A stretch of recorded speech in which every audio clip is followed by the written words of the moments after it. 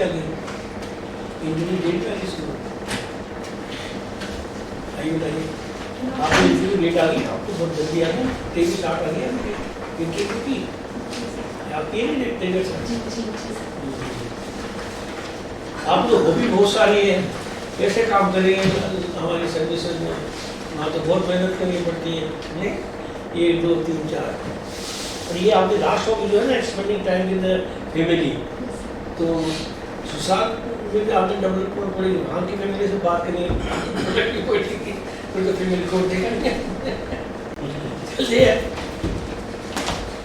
आपने जो 3 साल कोर्स किया है नहीं सर 5 years किया।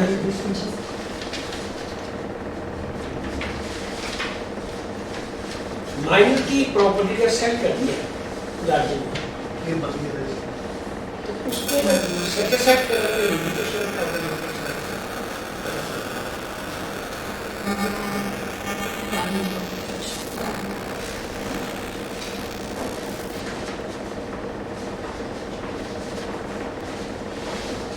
मैंने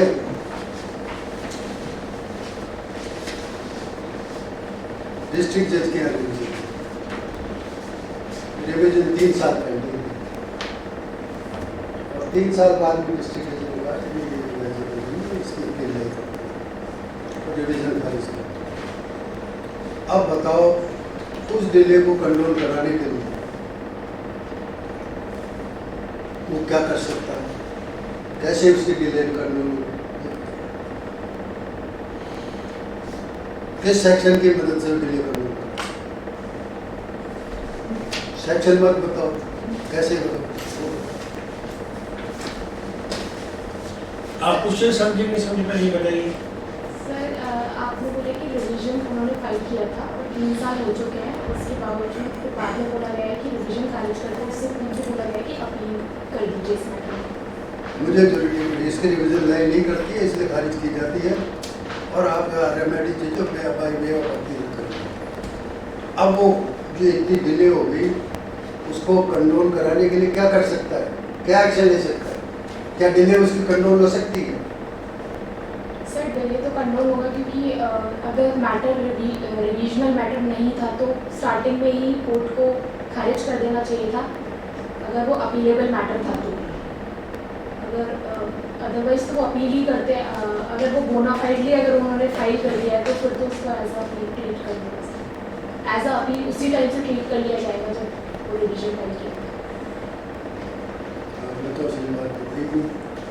नहीं आप उसको बात समझिए रिविजन के लिए जो अब जैसे आप कल मजिस्ट्रेट बन जाएंगे तो आपकी गलती तो कोई मानी नहीं जाएगी, 3 साल तक अगर रिविजन तय नहीं किया तो उसमें कोर्ट की कोई गलती नहीं होती, कोर्ट की गलती नहीं मानी जाती, तो 3 साल बाद उन्होंने कहा कि नहीं ये तो रिविजन गलत कर दिया, रिविजन मेंटेनेबल नहीं है, उसको खारिज कर दिया। अब आप अपील में जाओगे, अब आप अपील में गए, अब वो डिले हो गई उसमें, अपील आपको पता मैयाद होती है, अब वो डिले हो गया, समझ बहुत बड़ा डिले हो गया, तो कंडोम करने का कोई प्रोविजन लिमिटेशन कोई ऐसा प्रोविजन है जिसमें उस डिले को कंडोम किया जा सकता है, कंडोम में समझते हो माफ किया जा सकता है, तो हाँ बताइए कि ये कुछ है तो सेक्शन 5 में दिया हुआ है प्रोविजन की अगर आप किसी भी एप्लीकेशन में other than application which is not related to the execution और अगर कोई भी प्रोसीडिंग्स है अगर उसमें लेट हो गया है तो फिर आप डिले कंडोनेशन का लिए फाइल कर सकते हैं अगर सफिशिएंट कॉज है आपके पास, तो ये सफिशिएंट कॉज है according to court. Without need and help of any other section? ये सोच रहे हैं इसमें थोड़ा सा फर्क है, थोड़ा सा जैसे साहब बताएंगे फर्क इसमें क्या है, हमने रेमेडी तो टाइम में ली थी, डिवीजन ऑफ टाइम में पेश किया था, लेकिन क्योंकि वो एक गलत कोर्ट में हमारे से पेश हो गई, समझे, तो आप थोड़ा सा अगर लिमिटेशन को देखोगे ना तो आपका ये इस तरह के प्रोविजन और मिलेगा कि जैसे रॉन्गली रेमेडीज रॉन्ग ले लिया है, समझिए ना, बोनाफाइडली उसमें थोड़ा सा सेक्शन मिलेगा। सही है सर आप कोई बात नहीं है, तो कोई बात नहीं, वो कुछ if you have sought and bona fide remedy and if any proceeding has remained pending there, bona fide legal proceeding का पीरियड को माफ करने के लिए आप सेक्शन 5 रेड विद सेक्शन 12 कर सकते हो, उसकी दरबार लगा सकते हो और आपकी डिले करना हो सकती है। चलिए एक क्वेश्चन ये है कि आपको आपका केस जनरल जस्टिस बोर्ड के सामने लाया गया।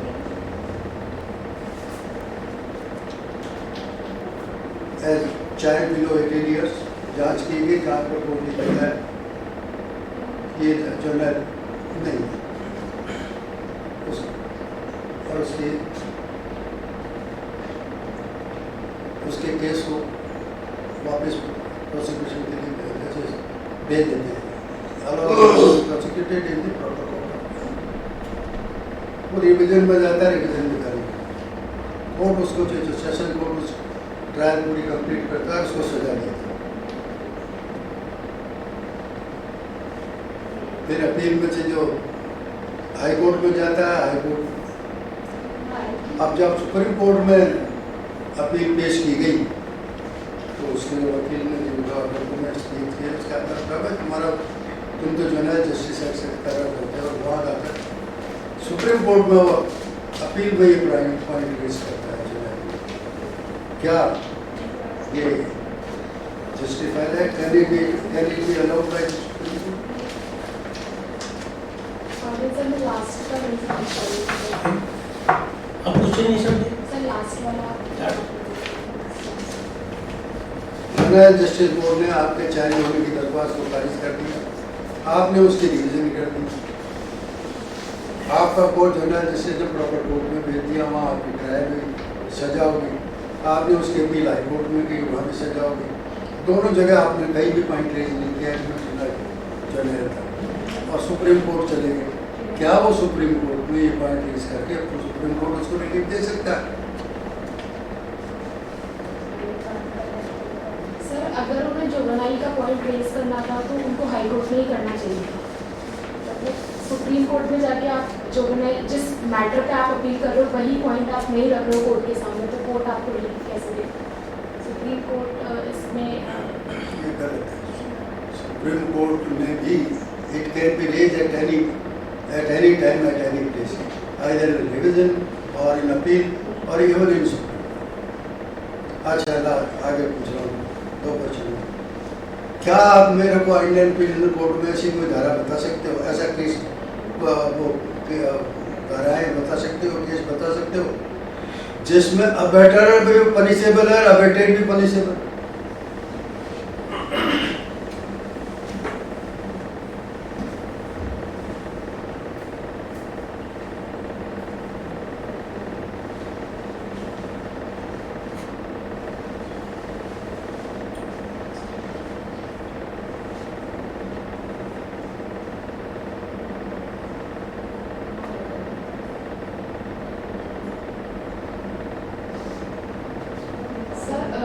जैसे अगर थेफ्ट के लिए कोई पर्सन बोलता है कि आप उसके घर में थेफ्ट कर लो, उसको कहीं ना कहीं इंड्यूस करता है, तो उस केस में अबेटर को भी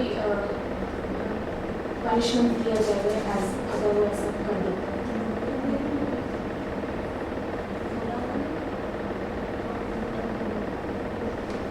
या फिर किडनैपिंग वाला ऑफेंस है, और किडनैपिंग में अगर हम अगर कोई पर्सन बोलता है कि आप किडनैप करके ले आइए तो उस केस में एज अ अबेटर से पनिश किया जाएगा, तो किडनैपिंग करने के लिए बोल रहा है। मतलब अबेटेड भी पनिशेबल, जिसको अबेट किया वो भी पनिशेबल है। मैं ये कह रहा हूँ जिसको जो अबेट कर रहा है वो भी पनिशेबल है, जिसको अबेट किया गया वो पनिशेबल है। ऐसा आईपीसी में कौन से ऑफेंसेज हैं?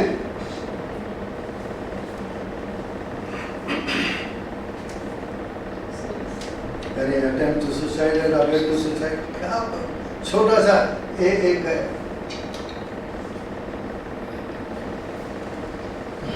आप थोड़ा सा कॉन्फिडेंस क्यों लूज कर रही है? या तो आप क्वेश्चन प्रॉपर्ली नहीं समझ रही है, ऐसी तो आप बिल्कुल इस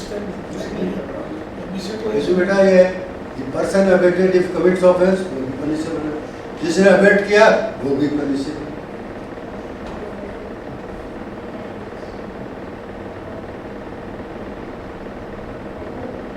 देखिए आपके पास एक चेक है, आप कैसे प्रूव करोगे कंप्लेंट में कि you are holder of the court cheque in due course? Older in due course. order in due course. Sir, I haven't revised है MI haven't revised again. नहीं किया नहीं पढ़ा। नहीं किया चलो आपको धारा 118 है जिसमें है there is a presumption उसमें that you are holder of a check, it shall be presumed that you are a holder of a check. Naturally अब तो जिसके पास हो जाए बहुत सिंपल बात है, बहुत सारी कॉमन सेंस की बात होती है बेटा। अगर चेक आपके पास है, होल्डर की होल्डिंग ऑन कर रहा है, लेकिन पॉकेट में यही होगी, ये तो मैंने लीगल के नाम इस कॉमन सेंस को डिसेबल हो। Older in due course का मतलब negotiable बैठे।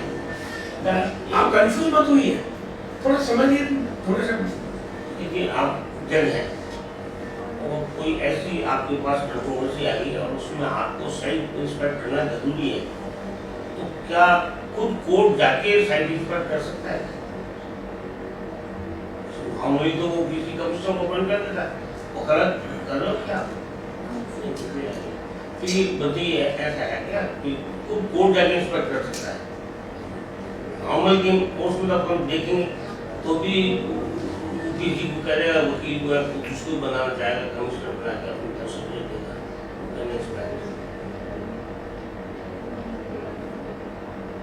and court is Sir, instruction पूरी follow करें। yes court then under also 18 याद रखेंगे बिल्कुल नहीं जानते। order 18 याद रहेगा कि order 18 उससे बोर्ड करेगी इमरजेंसी कंडीशन ठीक है। अब सपोज एक तो छोटा कि नॉन अपीलेबल केसेस भी होते हैं ना, कई ऐसे हैं, कई एक्शन हैं, कई प्रोविजन हैं जिनमें की अपील नहीं करती है। जैसे स्मॉल कॉज कोर्ट होता है, उसकी अपील नहीं करती, उसकी तो डिवीजन जाती है, तो अपील नहीं करेगी। और जो नॉन अपीलेबल कोर्ट है उसके अंदर मजिस्ट्रेट इंटेंस कैसे रिकॉर्ड करेगा?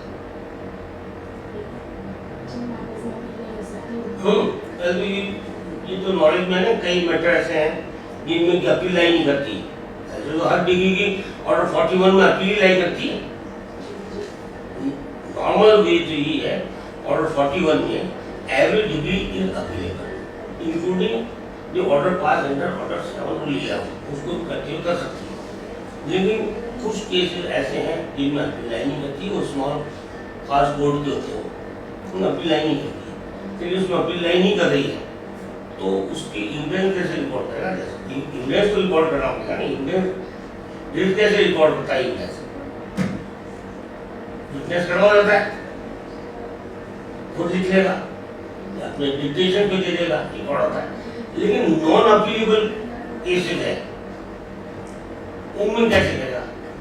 उनमें क्या होता है, ऑर्डर 18 रूल 13 है, उसमें कोर्ट क्या करती है, पूरी मनी रिकॉर्ड नहीं करती है, वो सब्सटेंस को नोट करके और मैंने उसके सामने उसको शायद भाई तू जो करना चाहता हो ये सब्सटेंसेस का और फिर साइन करना है, छोटी सी इंटरेस्ट है। दोनों चीज याद रखना और मजिस्ट्रेट दोनों को तो बहुत बेटर चीज याद रहेगी। तो अब एक छोटा सा क्वेश्चन हमारे यहाँ से पूछते हैं, जो अपील होती है सिविल अपील की बात है, ये ऑर्डर 41 में होती है, सेक्शन 96 में होती है?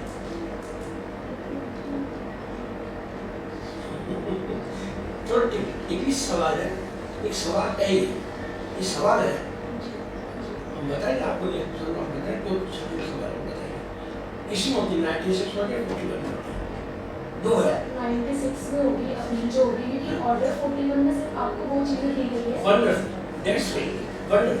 इसलिए हमने सही कहा। इन्होंने कहा अपील 41 बोला था हमेशा ये तो सेक्शंस और सब्सटेंटिव है, बाकी सब प्रोसीजर है। ऑर्डर 41 का प्रोसीजर है कि अपील कैसे पेश होगी, किसे The question of law, question of fact, इसके बारे में काम करें। अगर जैसे क्वेश्चन ऑफ लॉ और क्वेश्चन ऑफ फैक्ट तो दोनों ही कोर्ट के सामने आते हैं, तो क्वेश्चन ऑफ लॉ पहले कोर्ट डिसाइड करेगा, जैसे कोर्ट का जुरिस्डिक्शन है या नहीं है मैटर में, या फिर कि जो पार्टीज हैं उन्होंने कोर्ट फीस वगैरह पे की है या नहीं की है, मतलब जो जुरिस्डिक्शन है कोर्ट का वो है या नहीं उस मैटर में। अभी फैक्ट वाले क्वेश्चन बाद में डिसाइड अकॉर्डिंग टू ऑर्डर 40 होगा। हाई कोर्ट में जो मामले जाते हैं जी सर। उनके लिए क्या जरूरी है? Sir question of law. Question of law जरूरी है। Yes question of law, question of fact में जो अंतर है, देखिए थोड़ा सा फर्क, थोड़ा सा क्वेश्चन था, इनकम्प्लीट क्वेश्चन था। अपीलें हाई कोर्ट में अपील दो होती है।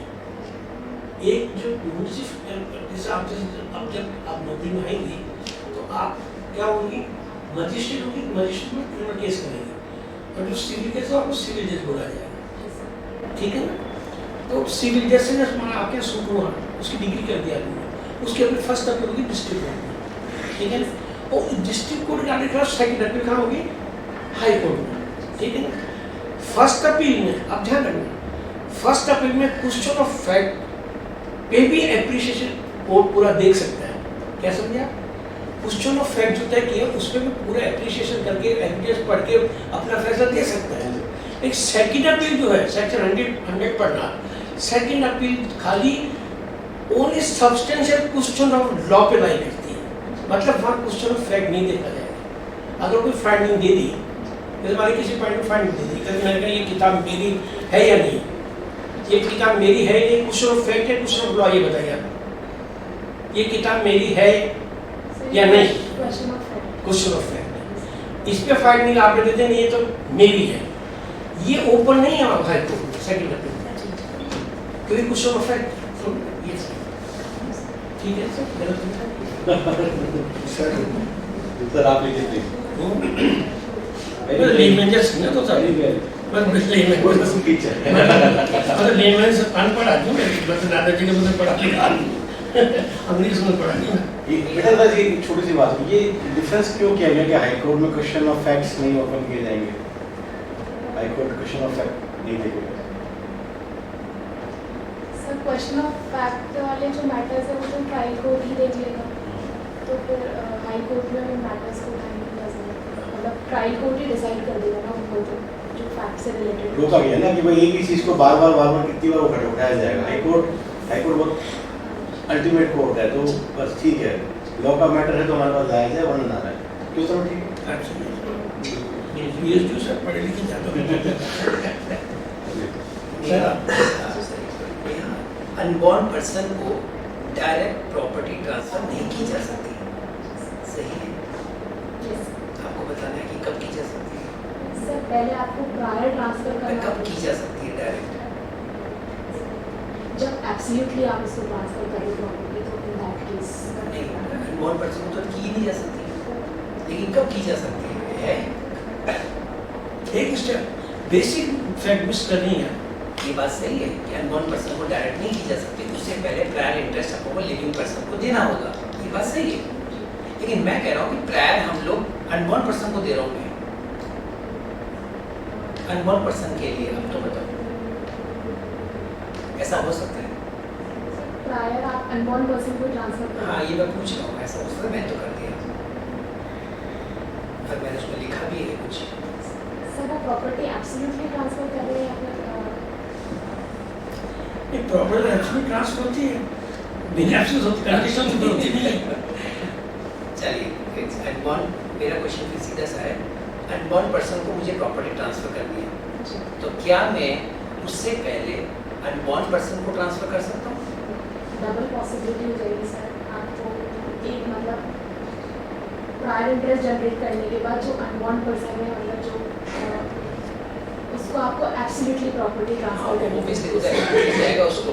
आप दो बार अनबॉर्न पर्सन को ट्रांसफर नहीं कर सकते, डबल पॉसिबिलिटी का रूल।